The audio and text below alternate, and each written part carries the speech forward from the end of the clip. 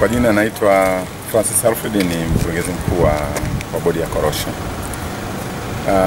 Nataka kutoa ufafanuzi kidogo kuhusiana na taarifa iliyotolewa kwenye gazeti la Jamhuri la leo la tarehe 15 Aprili 2025 lenye kichwa cha habari wakulima wa korosho wapigwa.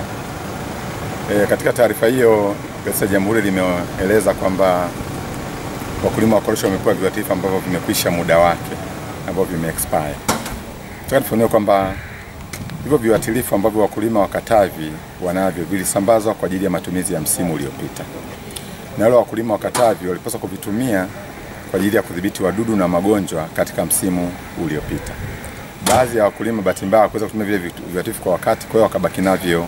Na vile viuatilifu kweli kwa vinaisha muda wake, vingine vinaisha Februari, vingine vinaisha Mei. Kwa vile viuatilifu tulishavibaini tayari, kwa sababu tunaposambaza viuatilifu kwenda kwa wakulima tunajua kwamba vitakwisha muda wake lini. Kwa hiyo tunachukua tayari jitihada za kwanza kuvikusanya vile viuatilifu ili visitumike na wakulima. Kwa sababu kuelekea msimu wa 25-26 sasa hivi ndio tunaanza kusambaza viuatilifu. Tayari tumeshaanza mgao, tunaanza kusambaza viuatilifu. Kwa hiyo tumeshavikusanya vile viuatilifu vyote vya mwaka jana na tunawapelekea wale wakulima viuatilifu vingine. Kwa hiyo niseme tu vile vilikuwa ni viuatilifu vilivyobaki kwa ajili ya matumizi ya msimu uliopita na havijatumika katika kupulizia korosho. Vimebaki kwenye maghala kwa sababu tayari vimesha expire. Na utaratibu tuliofanya ni kuvikusanya vile viuatilifu kurudisha kwenye store. Na sisi tunaanza kusambaza pembejeo, tutawapelekea viuatilifu vingine. Kwa hiyo hakuna mahali ambapo wakulima wamepigwa, hapana. Zile kwanza za mwaka jana hawakuzitumia. Na mwaka huu kama ukiangalia kufuatilia taarifa, hata wakulima wameeleza kwamba wao huwa wanaanza kupulizia mikorosho yao baada ya mvua kuisha. Ina maana hivi tunavyoongea sasa hivi wakulima wa Katavi hawajaanza kupulizia mikorosho. Kwa hivyo viuatilifu havijatumika mahali popote, ni kwa sababu kweli kwa imesha muda wake na sisi tayari tushaanza utaratibu wa kuvikusanya kwa ajili ya kuviondoa. Ni wakati tunaposambaza tunapekea viuatilifu vingine. Jambo lingine ambalo limeongelewa ni swala la kwenye ile taarifa ni swala la upangaji wa vifungashio. Hilo kawaida wakulima wakati maeneo yote ambayo wanazalisha korosho, haijalishi wakulima wanazalisha korosho kidogo kiasi gani, sisi bodi ya korosho tumekuwa tukichukua jukumu la kuwatafutia masoko hao wakulima. Nitatoa mfano Songwe.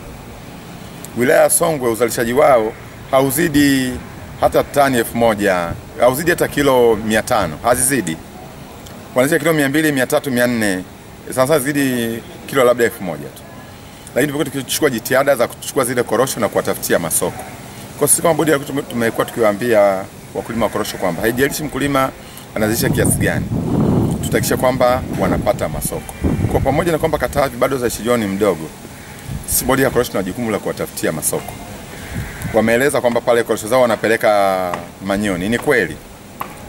Ukiwa mali una mzigo mdogo, wanunuzi ushindani unakuwa ni mdogo. Kwa hiyo tunachukua zile korosho za watu wa Katavi tunazipeleka Manyoni kuhusiana na korosho zingine za watu wa Katavi ili kuwa na mzigo mkubwa ambapo utaongeza ushindani na kupandisha bei za wakulima. Na hiyo kupeleka Manyoni ni moja ya jitihada ambazo zinafanywa na bodi ya korosho ili kuhakikisha kwamba korosho zote ambazo zinazalishwa katika mikoa mipya zinapata masoko. Wameongelea swala la upatikanaji wa maafisa ugani kwamba hawatoshi. Nakubaliana nao, kweli hawatoshi. Lakini sasa tumefungua tawi pale. Tunao maafisa ugani, yupo afisa ugani mmoja na meneja wa tawi pale. Swala wanashirikiana na maafisa ugani wa halmashauri katika kuwapa elimu wale wakulima. Lakini hiyo tumelipokea hiyo changamoto ya ukosefu wa maafisa ugani wa kutosha kwamba wapate elimu ya kutosha. Tutaongeza jitihada zaidi ili wale maafisa kilimo wa halmashauri basi kwa kushirikiana na watu wetu waweze kuwapa elimu ya kutosha ili wakulima ambao wa Katavi waweze pia kupata elimu sahihi ya kanuni bora za kuhudumia zao la korosho. Kanuni bora za kilimo kwa ajili ya kuhudumia zao la korosho. Kwa hiyo ufafanuzi ambao nataka kuutoa na kueleza wananchi wa Katavi kwamba bodi ya korosho chini ya Wizara ya Kilimo tumeanza kilimo cha korosho na tutahakikisha kwamba wakulima wa Katavi wanapata huduma zote za msingi ambazo wakulima wa kusini na maeneo mengine yote wanapata. Haijalishi ni wachache kiasi gani, lakini huduma zote ambazo tunataka kuzipata mkulima wa korosho wananchi wa Katavi